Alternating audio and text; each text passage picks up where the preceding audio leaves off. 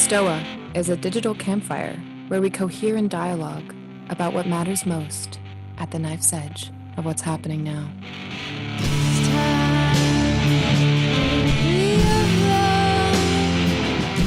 All right. Welcome, everyone, to the Stoa. I'm Peter Lindbergh, the steward of the Stoa. The Stoa is a place for us to cohere and dialogue about what matters most at the knife's edge of this very moment.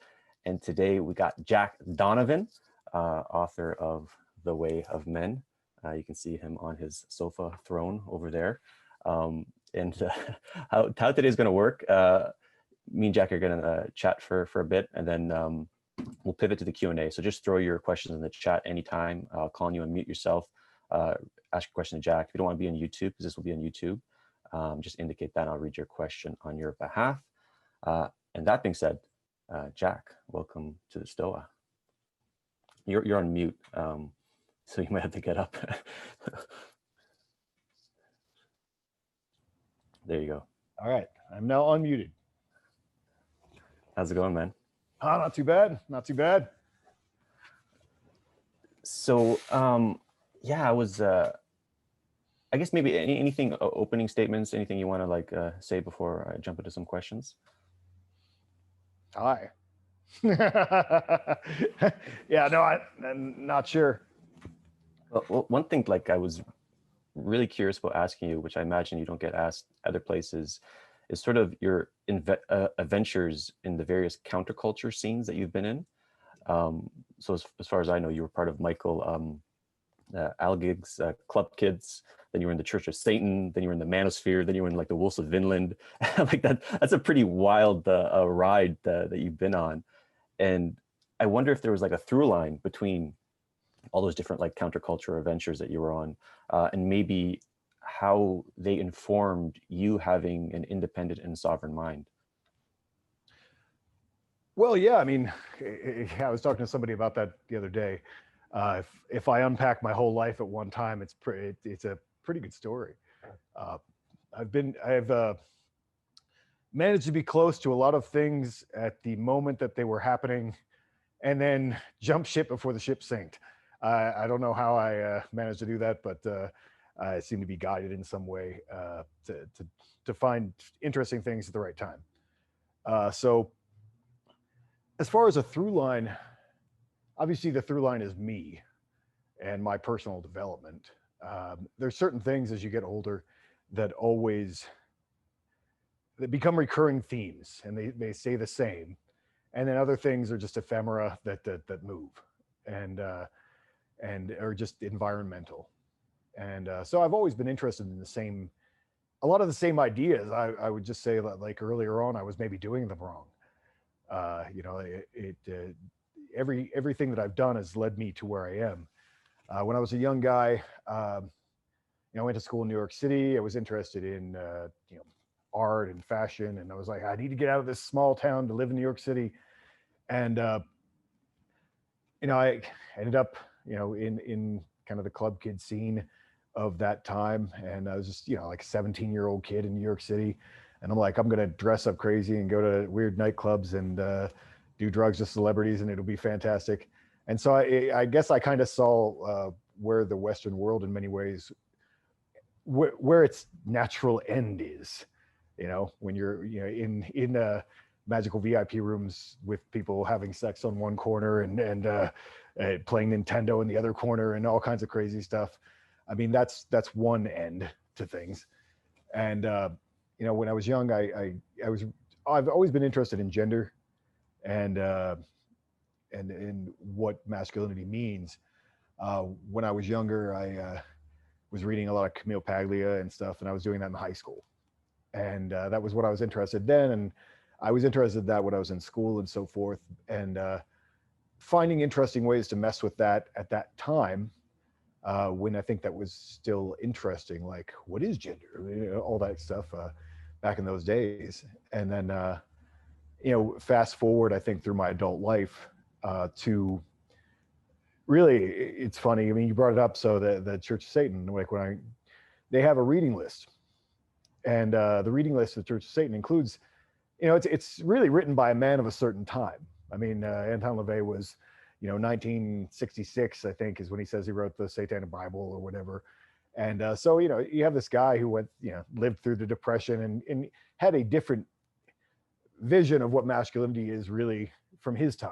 And no matter what else he believed, he carried that with him. So you have a lot of Angel Mencken, and you're reading that kind of stuff. And then a lot of Jack London, which I thought was boring and stupid when I was in high school.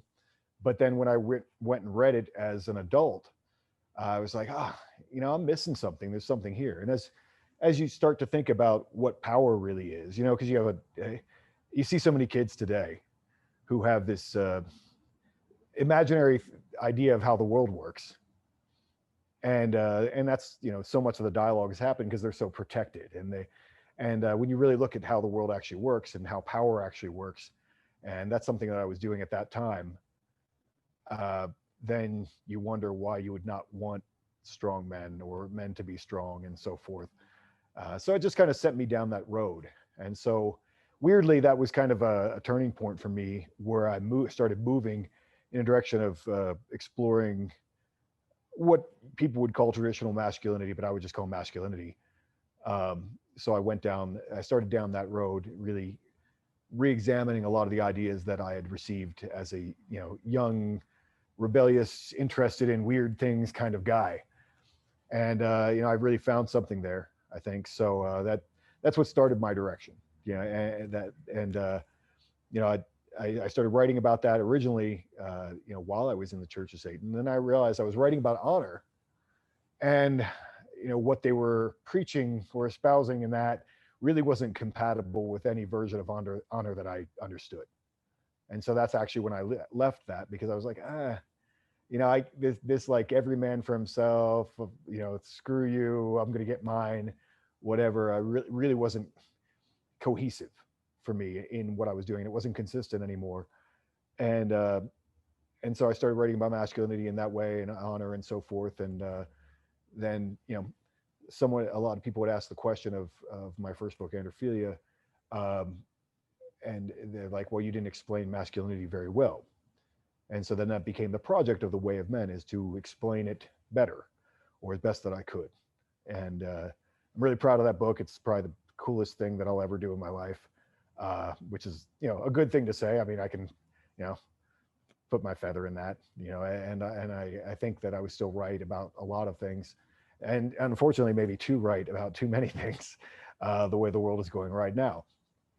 But so I mean, I just keep following the path one step to another, I think. And I'm writing a new book right now called Fire in the Dark, and it really has more to do with philosophy and mythology and so forth, related to masculinity. But a few years ago, I wrote a book of essays called A Sky Without Eagles. And as I'm sitting and writing this book, Sky Without Eagles, Fire in the Dark, that theme comes back to me, this idea that when we look up in the contemporary world, we're looking up to the wrong things. And like the idea, these virtues that I talk about in The Way of Men, strength, courage, mastery, and honor, and so forth, you don't really see those reflected above us. And I think I have a line in that, like, if I want to kneel, if I'm going to have to kneel, and everybody has to kneel in some way, unless you're the world emperor, everyone has someone to report to in some way. And if I want to kneel before people who are just objectively better than me. I want to see great men and great ideals above me. And that's that theme of putting eagles back into the sky is really what has interested me, and that kind of motivates my work. And I want to see something beautiful, this beautiful ideal above us again.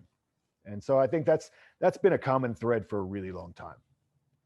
Yeah, that was a question that was coming up. It was beauty when we first started talking, and aesthetics. Because it's like, look at you right now. You're like, it's like you're a ripped guy, cool background, all this like stuff going on, and then like your book covers. I think you even drew the art for it as well. Like it's really like just slick and beautiful. And so I was going to inquire into that. Like, so that's the through line, you think, is making things beautiful and making a beautiful world in a way. Absolutely. Absolutely. I mean, everybody's so into reality and authenticity and whatever. And you know what? Like everyone goes to the bathroom, but that doesn't need to be what's on my Instagram. You know, like everyone has life. There's this mundane level of life, but if you look at like the ancient world and so forth, you know, you're not elevating the mundane level of life. You're elevating an ideal. And why would you not try to make things more beautiful and imagine what beauty is and get closer to that? And I think that, you know, like that's obviously what I'm trying to do. I think a lot of men who talk about masculinity, because we have a culture, I think that is uh, all the art went to one side of the political spectrum. You know, like all art went to one side of the philosophical spectrum. It was very became you know, this kind of daddy issues art that's all about yourself and all against society and all against any idealism and so forth, about tearing things down. And you know, if we're going to have a great culture that elevates the best in us, I think that, you know, we need to pay attention to things that get in contact with our subconscious, and art does that. Aesthetics does that. You know, that we don't, you know, I mean, we dream of all kinds of things, I guess, but you know, like what we want our dreams to be are beautiful. And that's the stuff that motivates us and so forth. You know, you could think about, you know, ancient Greek statues or monuments all throughout history, really. And it's this beautiful ideal that you're elevating. And so I think to reach closer to that, you know, it should always be a consideration. Mm. And wanted to double click on your Androphilia book. I've read all your books except that one, but I know about it. And before, like, I'll just say, like, I read Way of Men. I'm like, wow, this is probably one of the best books on masculinity I've ever read. Mm-hmm. And before that, I was just reading, like, when it came to the masculine theme, about pickup artists or like David Dia or stuff like that. And the theme in those books, it felt like getting validation from other women, from men getting validation from women. Right. Where this is the first book I read was about men actually getting validation from men, and, you know, having that kind of brotherly bond. And I'm curious what your thoughts are on men who have a tendency towards androphilia, like maybe Chuck Palahniuk with Fight Club, or Yukio Mishima, have unique insights towards masculine beauty that, like, the average heterosexual dude bro doesn't. Well, yeah, I mean, well, I think, you know, and this is a little bit of a cliche, but, you know, you're coming at it from a weird outside angle. So you see things a little bit differently, I think. And also then when you realize what you really think is perfect, then, and I think for those guys, I mean, yeah, like Yukio Mishima, and so much of they don't get credit really for it, but you know, some of which are even bro culture is what, like Fight Clubs come from Chuck Palahniuk. Like, I've met Chuck, you know, like, and you know, same thing, American Psycho is Bret Easton Ellis, you know, and you know, it's these guys who are on the outside, maybe felt at some point that they're on the outside looking in. I don't really feel that way anymore. But, you know, if you're an outsider a little bit and you're looking at masculinity and you're like, well, this is part of me, but in some way I'm also outside of it as well. I think maybe you look at it in a slightly different way, but maybe you're able to articulate things that, you know, it's always hard to explain something when you're deep in it. You know, like when if you're part of the dude bro crowd, you're like, oh yeah, we just do this thing. But you know, if you're outside of it, you're like, what's good about that and what's bad about that, and you can kind of see it as if you're watching television. And so you get a different perspective on it. I mean, now I feel like you know, I'm very much inside that, and you know, like, you know, I have people over, you know, right beside me here. I have you know, jiu-jitsu mat, and I have dudes come over and roll with me, and you know, I feel very much comfortable in that world at this point. But I still can look at it from another perspective. And one of the things I always like to say about the Way of Men, when people ask me about how I figured out certain things, a lot of it was a philosophical problem, because, you know, I'm friends with all these, you know, special forces guys and military guys and UFC fighters and all that. But, you know, my job, I didn't come from that background. I came from it as looking at a logic problem. And one of the ways that I looked at it was, if you look at a guy who everybody regards as effeminate, what is he doing wrong? Or, value judgments aside, what is he doing that is making people not read him as masculine? Like, what signals is he sending out? And I think that's what helped me actually understand masculinity more. If you look at, if I look at this guy and I look at this guy, and why does everyone know? Why does everyone know that he's not straight? Or why does everyone say, that's the guy's really effeminate? And he's sending out signals of submission. Whether it's, the cliche of the limp wrist, or like a slouch, or like he's not speaking in a voice that has like a low presence, that's grounded. He's speaking in a kind of airy fairy voice. He's saying that I will never be a threat. And when you really look at it in that way, it becomes very, very clear and very, very obvious what the difference between masculinity and, most masculine and less masculine is. It's kind of an increasing presence that you might be a threat. And, that kind of assertiveness. And, they can send different signals that maybe mess up, they could be a little bit more of a threat than you think. But still, I think that helped me to maybe deconstruct it, having been around those guys and been in that world, seeing how they act and seeing how other guys act. I think it made it interesting to kind of deconstruct that. And maybe we can do like a pivot to the way of men, the core ideas, because I imagine a few people are coming in here today not aware of it at all. So what would be sort of like the elevator pitch for normies? What is the way of men? Well, I guess there are a lot of key concepts in the way of men. But the main one, which I think you mentioned, is that when people look at masculinity, a lot of times they do look at like, what do men do to impress women? Because, maybe they're looking at it from this perspective of, they watch nature documentaries and like, the males must compete so that they can find a mate and so forth. And that's part of it. But really, when you talk about really what a survival group is, and that's the way men have survived for most of human history. Men are judging each other. It's more like picking a football team. Like who's going to be, you have to prove yourself to those guys in that group, because you're going out and taking risks with them every day. If you go hunt an aurochs or a wild boar, that's dangerous. It's not about impressing women.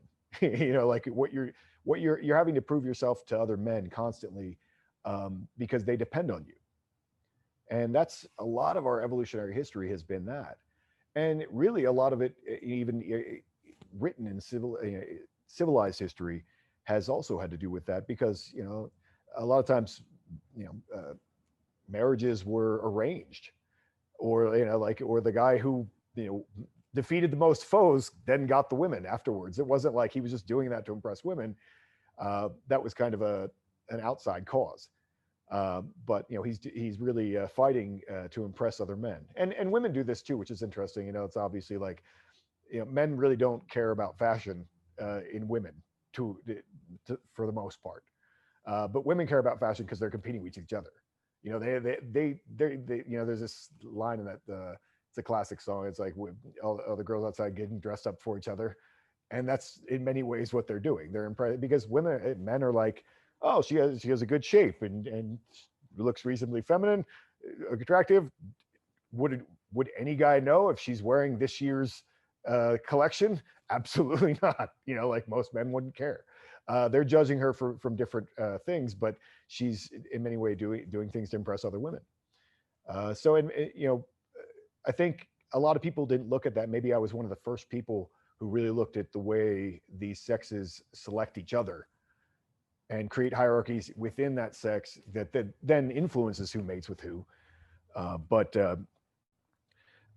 think that's a really good way to think about how masculinity really evolved and why we are the way we are, and why it's also important for us. And I think that this is one of the main themes of the way of men, is that that's why it's important for men psychologically, I think, to be accepted by other men and to be thought of as manly, not by just by women, but by other men.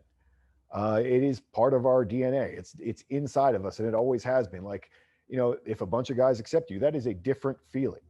If they respect you as a man, and that's important. And I think that when men don't have that, they feel they get really, and feminists have said this too. They get very nervous.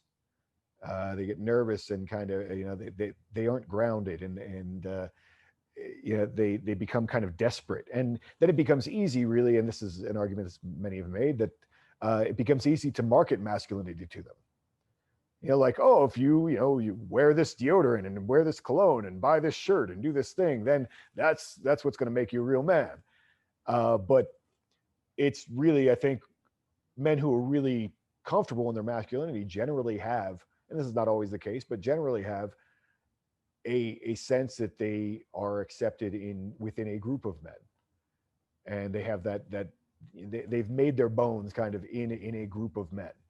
And I think that's really important to masculine psychology, and I think a lot of people miss that. So I guess in the elevator pitch area, I always say, like, if zombies attacked us right now and you were in a room with 5 guys, what qualities would you need from it?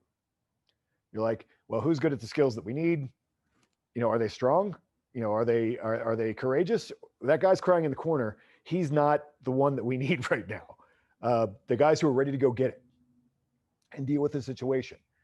Those are the guys that have value in that situation. And that's a situation that men have been in, not zombies, but, whether it's a bear attacking or whether it's a war, that's something that men have had to deal with for most of human society history. And so, the virtues that I talk about in the way of men are strength, courage, mastery, and honor. And strength is obvious. Men are on a big curve, stronger than women. That is literally part of being a man. Biologically, it's not a social construct. We're built that way. And I looked at it philosophically in terms of, in any society, anywhere, where do you say that man who's really weak is more masculine than the man who's really strong? His weakness makes him more masculine.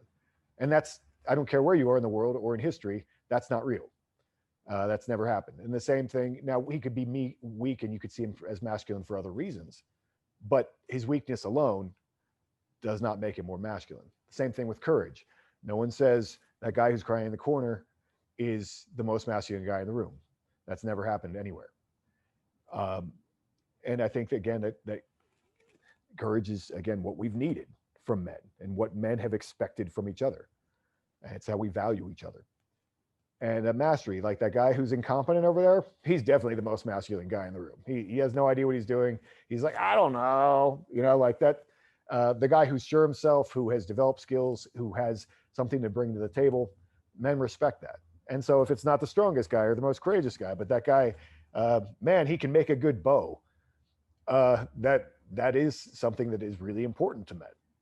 And so mastery and virtuosity, which I like, that it comes actually from a root, vir is a root that means man, and virtue and virtuosity and all those things come from, this word that means man.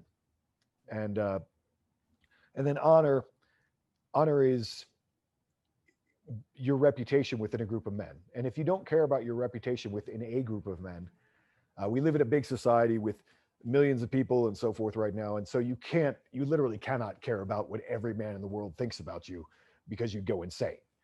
And they all have different values. But the group of men who you admire, and in most cases, it would have been like the group of men that you're in, your town or your village or your army or whatever.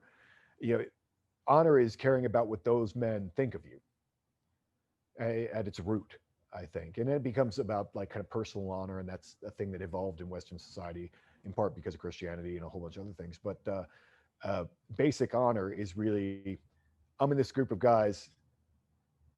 I show them that I respect them by doing things that they would admire, and to gain their respect, and they show me that they respect me when I attain those things, and they're like, that's the pat on the back, that's your trophy or whatever, your reward. You get a higher position in the group because you're doing the things that those men value. And so honor is you're really positioned in that group. And if you don't show the other men in that group that you don't value the things that they value, they can't trust you. And I think that that's an important point that a lot of people miss, is that really honor has a lot to do with trust. You're saying, hey, I value what you care about. We care about the same things. And if that's the case, then they can trust you in a difficult situation. And what I got from the book too, the tactical virtues piece, is like willfully putting yourself in a situation where you get exposed.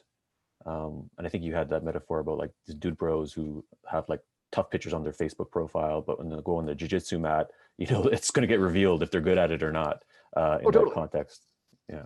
Yeah. And that's a great thing about jiu-jitsu. I mean, I just started at a new gym myself, and that's, it doesn't matter how cool you look on Instagram, like doesn't matter, it becomes very quick. Like this guy who's 145 pounds will tie you up, because he's good at the thing. And so it becomes very almost objective, like who's best at the thing. Well, it's revealed. And that's what's scary for a lot of guys, is they don't want to come out of their comfort zone, because they'll be revealed to be not what they wish that not their fantasy of themselves, unless they're tested. And then on the other side, men who have continually tested themselves and put themselves in that situation are generally a lot more confident, because they've been pushed down, they've lost, they've had to lose and rub some dirt on it and start again. And that hardens you up a little bit and makes you a little bit more confident in how you deal with a lot of situations. So we got a lot of juicy questions, and I'm going to pivot to the chat soon.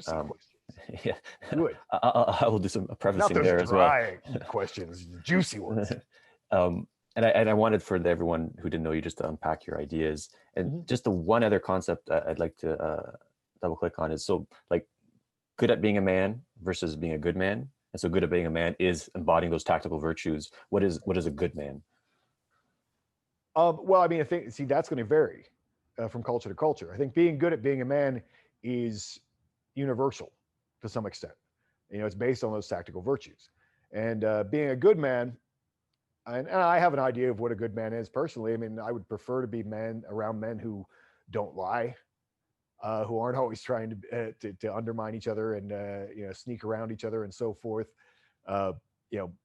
Men who have a lot of qualities I admire. And I've talked about when I talk about staying solar and things that interest me now.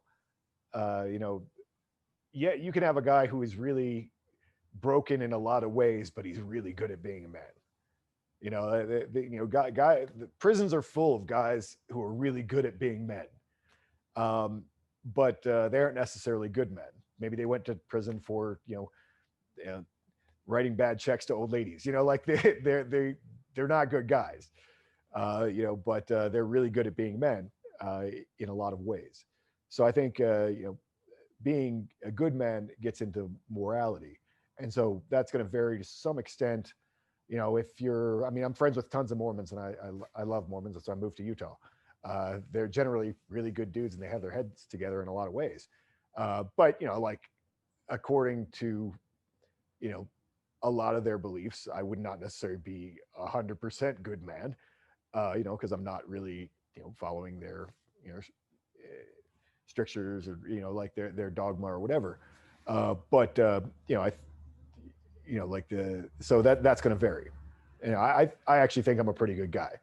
And I'm proud of the way I conduct myself in most situations. So I would consider myself a good man, but maybe not by everyone's idea. So it does vary, from culture to culture and so forth. Right. So it has a protein quality, the good man category. Yeah. Cool. All right. So I'll just preface the questions for you, Jack. There's a lot of different reality tunnels that have come through the Stoa. Okay. So there's people that might have philosophical allergies to some of the stuff that you present. Okay. And so just for people asking questions, respectful, one follow-up question, an opportunity to practice our collective stoicism right now. So I will take an Aaron first for the first question. You hear me all right? Yes. Great. Hi, Jack. Thanks for being here. I really appreciate it. I'm not super familiar with your work, so forgive me if I misframe your viewpoints, but it seems to me that you are talking about femininity in some ways, or being effeminate as being somewhat submissive, and masculinity as being something that's dominating or maybe threatening. And it sounds like you're sort of talking about masculinity as sort of this chieftain or warrior archetype. And I wonder what your thoughts are on the shaman or spiritual leader or the philosopher archetype of men that maybe is not so dominating, but is kind of in the background observing and guiding in a more philosophical, intellectual way. Is that just as masculine as the chieftain or warrior, or would you say that's less masculine? What are your thoughts? Well, you know, when you're talking about masculinity and femininity and so forth, you're talking about like your ultimate positive, like what are the qualities that make someone most masculine. And the qualities that make something most masculine are the things that are really most different from most feminine. I mean, they're on a, you know, opposite ends. And the things that, because you're talking about things that differentiate men, like what makes a man different. And so, yeah, I mean, obviously the man who is the strongest, fastest, you know, bigger, faster, stronger, and also, you know, more dominant, more, you know, more emotionally controlled. Those would be at the most masculine end of the spectrum. But, and there's a real tendency among men to try and reframe masculinity as something that is whatever I'm good at. You know, like, you know, I'm an engineer and engineers build things and that's the most masculine thing in the world. You know, we'll reframe things. And I think that's a philosophical error, to like try and make something what you're about. I mean, when you talk about like maybe the shaman role or whatever, well, that's my job. You know, like that's what I do. But I can still recognize what is most masculine. You know, like I said, I hang out with the you know, martial artists and you know, guys who've been in wars and so forth, and they're doing a level of masculinity that I will never get to. But that's fine. I have a role in the world, and no, it doesn't make me a pussy. And I think I try to balance that by doing jiu-jitsu and lifting and whatever, but I'm never going to get to the level that they get to in that particular pursuit. But what are my talents and what do I bring to the table? Well, I like to talk about mythology and art and perform rituals and so forth. And so, yeah, that's my job, is to be that psychopomp, to fill that role for a lot of guys and talk about philosophy and a lot of things that maybe is a piece that they have missing. You know, but I don't have to redefine masculinity to make it about who I am. You know, there are men who are more masculine than I am, and that's fine. It doesn't mean that taking that role is a dishonorable role. And actually, I think that's something that makes it important to talk about, is that when I think men of all different levels are working together, it's because they have the same ideal. And I can work as a writer and a philosopher to support what I think men really are, and to help men become the best version of what they are, and to say, hey, let's make art about masculinity, and like let's make art that supports that. And I can be a supporting role. I mean, you know, we're all the sculptors of ancient Greece. Also the best wrestlers? Probably not. You know, maybe some of them, but you know, they held the same ideal and they were working together and they were all on the same team. So I think that you don't have to redefine masculinity to be what you're about, but you can recognize it for what it is and realize that you're a man and you have a place within that world and within that spectrum. Any follow-up, Aaron? It strikes me that a lot of men in this realm, like people who might be at this talk, fit more into a sort of intellectual architect, shaman archetype. And I'm wondering, do you think men that are spending a lot of time in their head and like to sort of systematize things and build things like that, would you say that they are lacking in some way and that they should make an effort, a concerted effort to become more warrior-like, to go take martial arts or to go wrestle and get drunk and be more kind of dominating masculine? Do you think that's something that men should strive for? But I don't even know if they need to get drunk, but I do think there's value in that, because that is part of who we are. I mean, you can be a philosopher all you want, but if the wolf's at the door, you're going to have to step up and be a man too. I mean, that is part of who we are, and that's part of our role. And we live in very strange times. The wolf may come to the door. It may be something that you need to consider. And so I think it's about balance. You can still play to your strengths. I want to be an artist and philosopher. I really don't want to have society collapse so that I can try and become a warlord, because I don't see that working out well for me. But I do think there's something really healthy in exploring that other side and creating balance. And I always talk about a lot of guys idealize Jordan Peterson. And Jordan Peterson is very much in his head and very much, intellectual. He's been a teacher all his life, and that's what he does. And he says things that are correct, like, a good man is a very dangerous man who's holding it in or whatever, things like that. But man, I would love to see Jordan Peterson take jiu-jitsu. I think it would be really good for him. I just, not because he's going to win, but because it would be healthy for him. I think because he's talking about ideas, but I think there is a physical understanding of the world that I think would benefit him. And so I think it's good to just seek out that balance. You're going to have the aptitudes that you have, and you got to play to your strengths and do the things that you're really good at. And that's what I'm trying to do right now. It's like when I was writing about masculinity, I had to kind of look a little bit more tactical and do a little bit more of that, because I had the message and I had to get to the right people. But now you have your Jocko Willings and all these other people talking about it, and they've been to war and done the thing. And so that's not my strength. So I'm going to play to mine. And so I'm going to start talking about myth and art and things that interest me.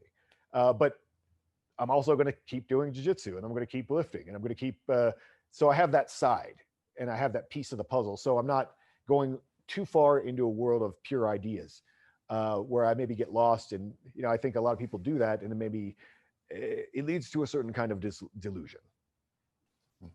Power, our former sense maker in residence here, has a question. Nina, if you can unmute yourself. Hi everyone from London.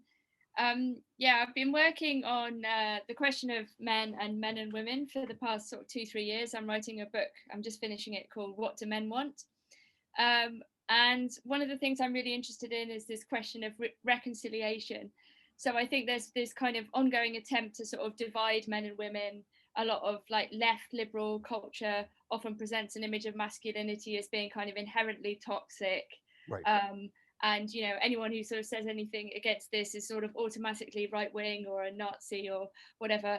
But I'm very, very interested in this question of how men and women might be kind of reconciled, particularly after kind of Me Too and these various kind of forms of sort of social vengeance, where the internet and other things have been used to kind of punish men in particular for perceived historical transgressions. So like how do you think that men and women can get along better in the future? Well, they should get off Twitter. Yes. They should definitely not be on Twitter. There's so many things in society that get people spun up. And I think Twitter, unfortunately, it plays to actually the worst aspects of maybe women. It's gossipy. And not all women are, that's not to say that women are bad or whatever. But there is a tendency, there's a gossip element to it, where we're all going to like lynch mob this person psychologically, and women in groups tend to do that,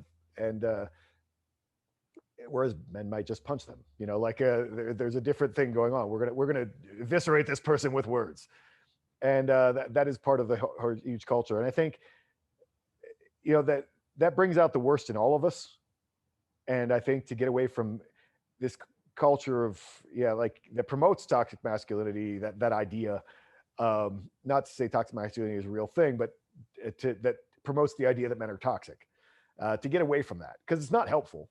I mean, if you're a woman, it's not going to help you love a man for what he is, because I think that, and a lot of the men's guys who are married talk about this, and I think a really healthy marriage between men and women is women recognize that men do need to be in a male group, and they do need to have their own identity outside of women.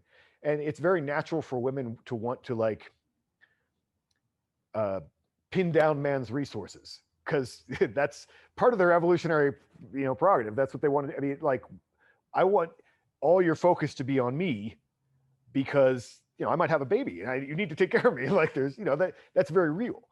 And I think that one of the things that makes relationships healthy between men and women in modern society, from what I've seen, has been women who can say, I understand that you need your guy time and you have to have a separate identity outside of me. And that's very helpful for men, to be able to go out and like, hey, I'm going to go do my thing now. You go do your thing. That's cool. We'll meet back together, but I need to go out and have my own time and have my own identity, and not have my whole identity be as being part of a couple. Because I think that's what happens in a lot of societies. A lot of guys fold, and they just say, hey, now, they get their combined profile on Facebook or whatever. It's just our couple, and that's all we are. And they lose themselves, and then they lack confidence, and then sooner or later the women don't respect them, and then, because they're just an accessory to the woman that they have. And so I just think we live in the world that we live in, and we're not going to walk back feminism, or we're not going to walk back all these things.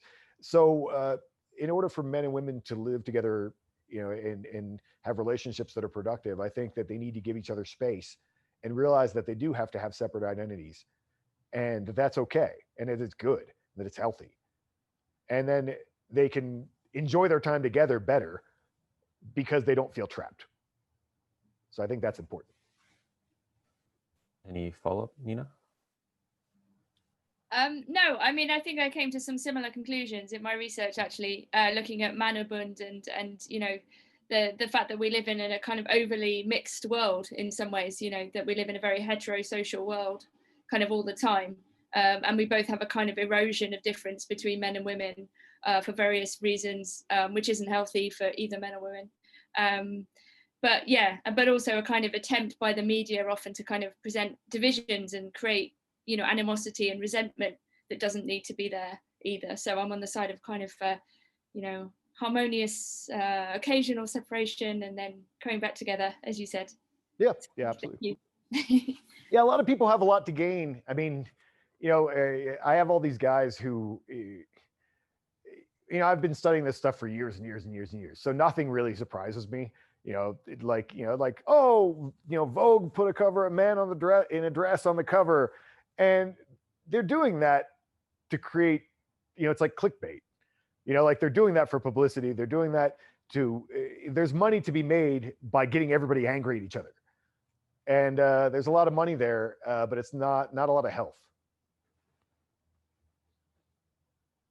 All right. So we're approaching the top of the hour, and I got to sneak in Cleo's question because it's juicy. Cleo, you can unmute yourself. Hey, Jack. Thanks for coming. Hey. Yeah. So I think I asked. You said somewhere that men are defined by their monsters, and that you kind of take kind of joy in chaos because you get to go out and create order.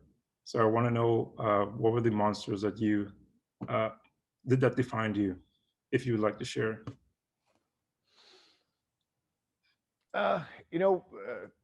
We don't.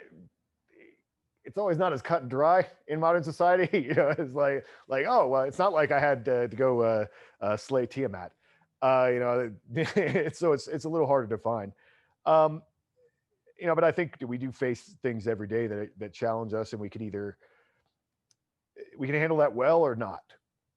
And we can meet that challenge well or not. And I think that That happens all the time. I mean, whether it's, you guys are into stoicism. I mean, whether it's, I wake up in the morning, I get, a bunch of comments or emails or whatever saying I'm a horrible person. I can handle that in two ways.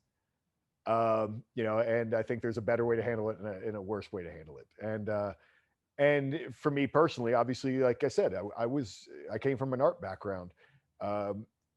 Me walking into a boxing gym, trying, looking to get punched the first time that's pretty damn scary. Having no background in that, having no experience in it. And I had to overcome a lot of ideas of what I thought my capabilities were. And it's transformed me as a person. I mean, I think that, I mean, going back maybe 5-6 years ago to being a guy who couldn't throw a punch to fighting dudes in the woods. I mean, that's a big transformation to being able to do that. And now, like doing jiu-jitsu, it's like I'm going to a new gym. It's like I'm going to go get strangled by a whole bunch of new people. I mean, they're all my monsters, I guess. I had to wrestle a guy who was a competitive wrestler in all through college recently, and he's also bigger than me, and and also 20 years younger. That's a monster. So I think that martial arts actually gives you a lot of monsters in a way, because you have to go through that cycle of like, oh God, I have to deal with this dude, and then overcome that and overcome your fear and let it be what it's going to be. And so I never really thought about it that way. So I guess it's a good question. But yeah, I mean, we do have put ourselves in that situation all the time. That I guess our opponents become our monsters in some way. Any follow-up, Khalil, or no? Just a quick one. Actually, maybe it's not that quick. You can decide if you want to answer it or not. But okay.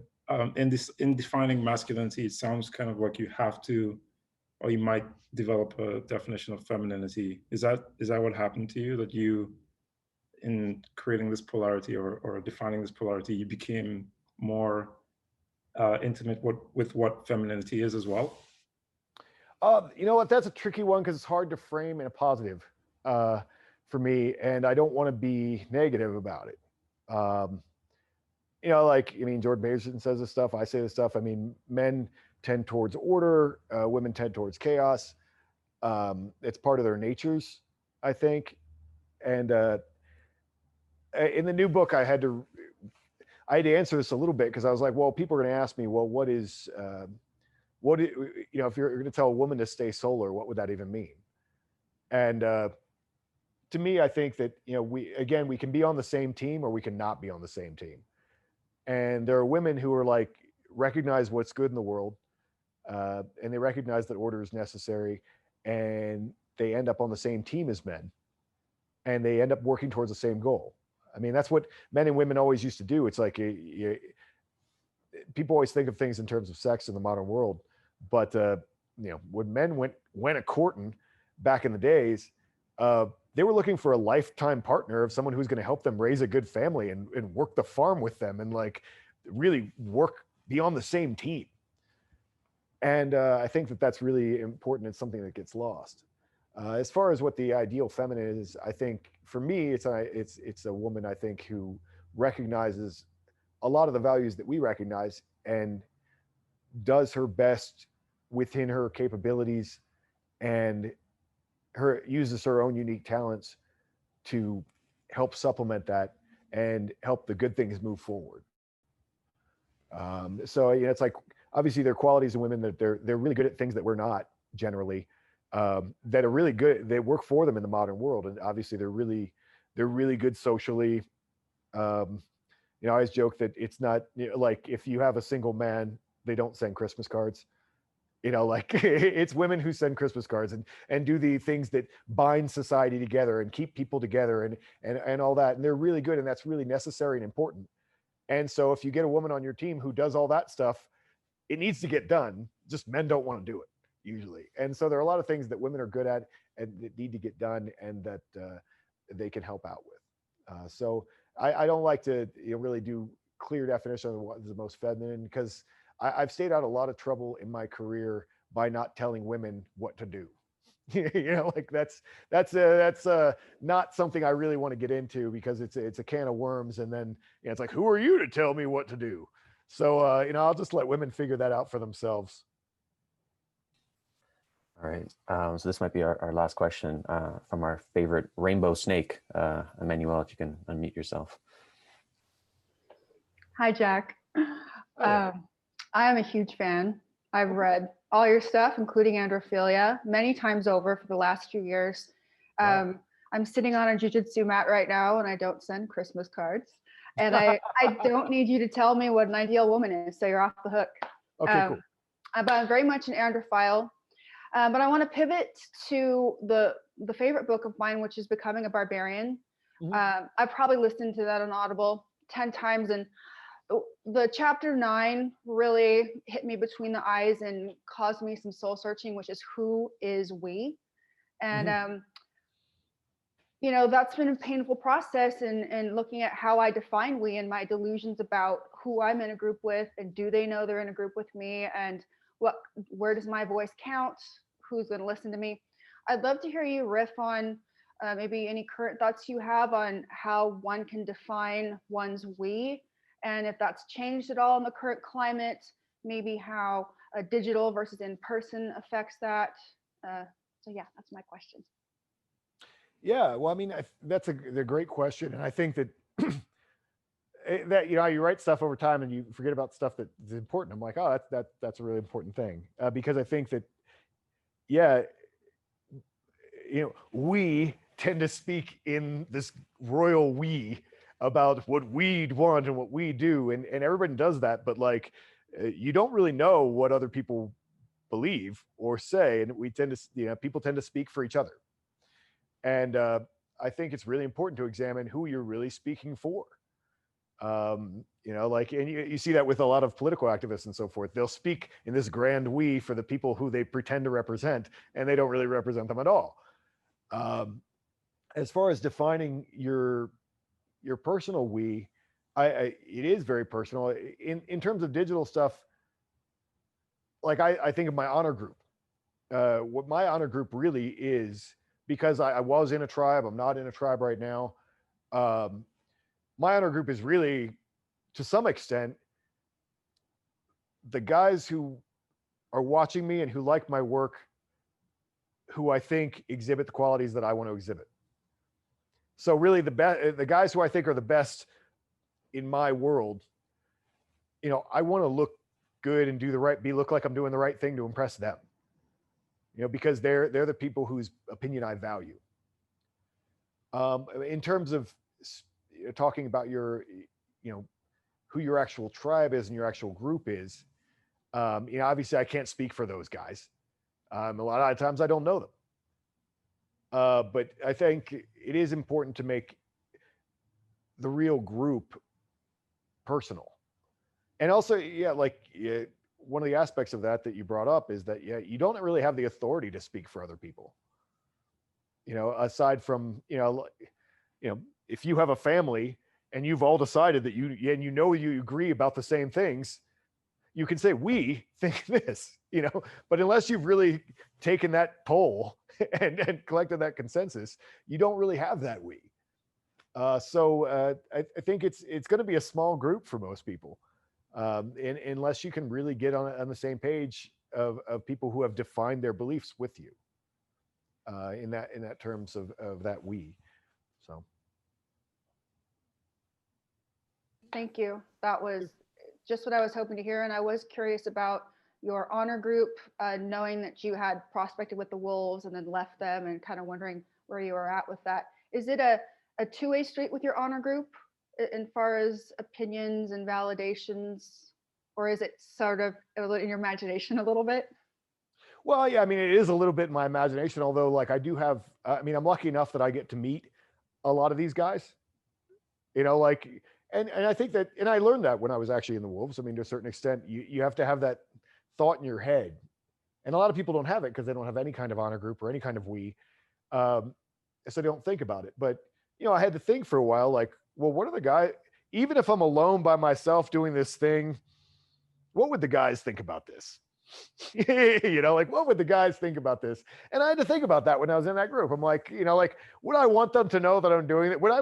This is just stupid song that I'm listening to right now. I know they bust my balls for it. So like maybe I don't need to listen to that. You know, so that's you know, you think about that, and so you know that's in a very small context, but in terms of my bigger honor group, yeah, I do get the opportunity to meet a lot of guys who respect my work and who I've inspired in some way.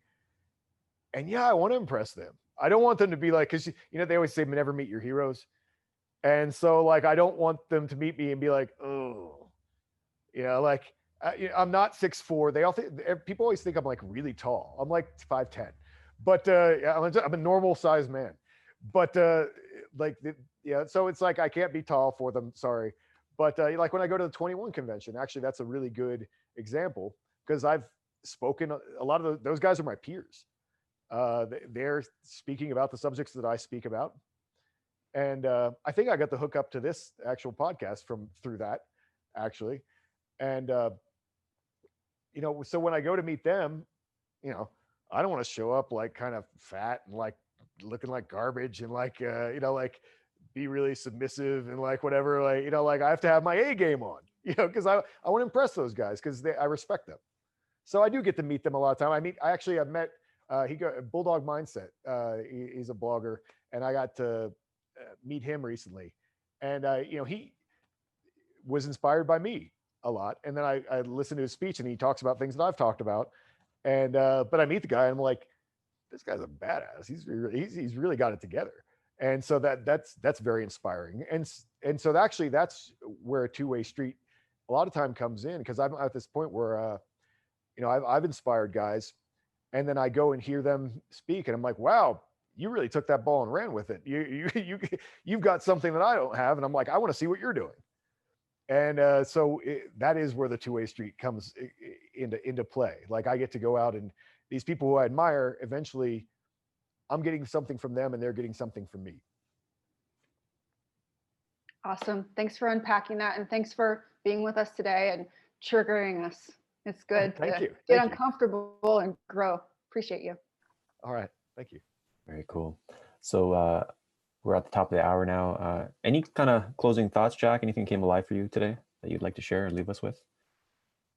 Not particularly. I mean, it's always fun to do different groups and interact with them and see where people are at and you know, how they take your work, because you can never really know how you know, like people get things in all different ways. But I guess for me personally, I mean, hopefully I'm going to go and probably meditate and maybe knock out the last few sentences of the new book today. So that's the new book is called Fire in the Dark. It'll probably come out in January. I'm excited about that. It'll be kind of I don't want to say my take on King, Warrior, Magician, Lover, because that makes it all about something else, which it's really not. But I talk about a lot of, you know, masculine archetypes and kind of pull things together from history.